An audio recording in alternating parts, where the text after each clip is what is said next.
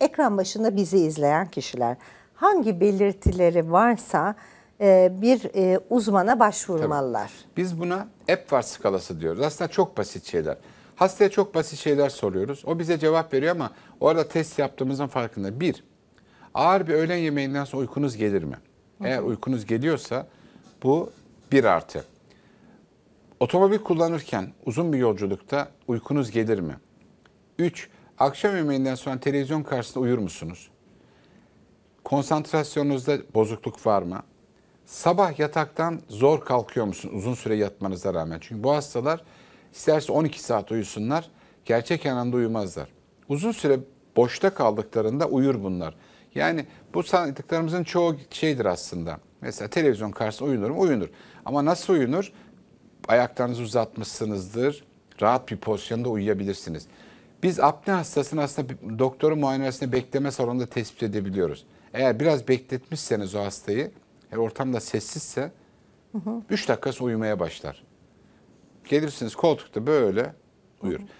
Profil var mıdır? Belli bir profil vardır. Bunlar daha çok kısa boyunlu, şişman, hafif obez sayılabilecek. Bu erkek profili. Kadınlar daha az görüyoruz ama kadınlarda da çok doğum yapmış ya da kilo almış, menopoz sonrası kadınlarda da bunu görüyoruz. Apne kadınlarda gerçekten daha az. Yani bizim maske ya da herhangi bir tedaviyle uğraştığımız bayan apne hastası çok az. Erkekler çok fazla. Bu biraz da yaşam biçimiyle ilgili. Aslında horlamanın tümü, masum horlamayla başlayacak olursak ya da apneye gidecek olursak bu bir yaşam biçimi aslında. Nasıl yani? Eğer spor yapmıyorsanız horlarsınız. Ne ilgisi var? Spor yaparak sadece vücudunuzdaki, karnınızdaki, omuzunuzdaki, kolunuzdaki kasları geliştirmiyorsunuz.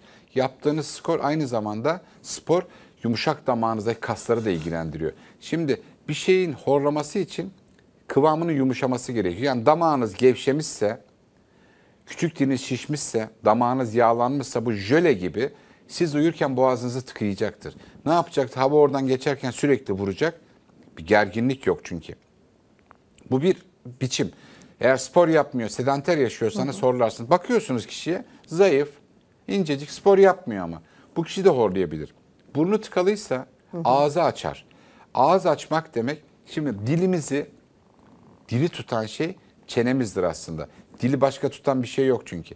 Şimdi ağzım kapalıyken dilim önde. Burun tıkalı olduğu zaman uyumak için ağzımı açtığımda, ben ağzımı 1 santim açtığımda yer çekimi var. Sırt üstü yatmış kişi düşünün. Dil arkaya 2 santim kaçıyor. Daha çok açtığınızda dil arkaya kaçıyor. Bu defa soluk aldığınız nefes oradan geçmek için mücadele vermeye başlıyor. Bir yandan küçük dil, eğer varsa iri bademcik, bir yandan sarkmış damak varsa sarkık damak, bir yandan arkaya kaçmış dil. Bunların tümünün arasından hava kendine geçecek yol bulamıyor. Ne yapıyor? Sağa solu vurarak, orada ses çıkararak, yani şey gibi düşünün. Nasıl elinizde serinlemek için kullandığınız yelpaze var, o ses çıkarıyorsa damak da öyle. Dolayısıyla spor önemli midir? Çok önemlidir. 2, eğer tok karnına uyumuşsanız, yemek yiyip uyumuşsanız horlamanız çok büyük olasılıkla mümkündür. Çok aşırı yorgunsanız horlarsınız. Eğer alerji ilacı ya da uyku ilacı almışsanız horlarsınız. Niye? Çünkü alerji ilaçları, uyku ilaçları yumuşak damağı gevşetiyor. Çok yorgunsanız bu da yumuşaktan pelte gibi yapıyor yani. Hani diyoruz ya, o kadar yorgundum ki pelte gibi uyudum. Bu aslında tümünde hastalığı tanımlıyoruz. Bu dediğiniz zaman uyku apnesine bağlı horlama mı? Bu bir horlama.